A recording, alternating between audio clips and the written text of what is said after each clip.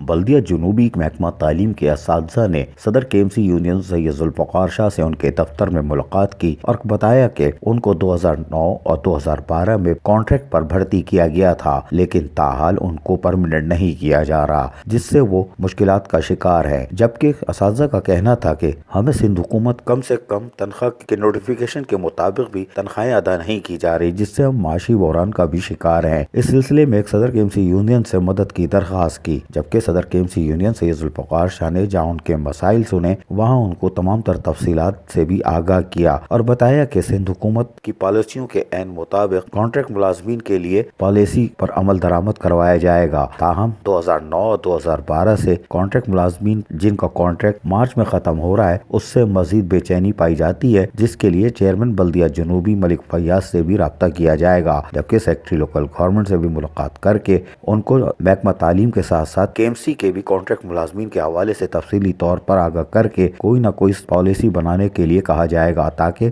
سرکاری ملازمین میں قائم بے چینی کا خاتمہ کیا جا سکے۔ عزیز عارف KBS بلدیاتی نیوز کراچی۔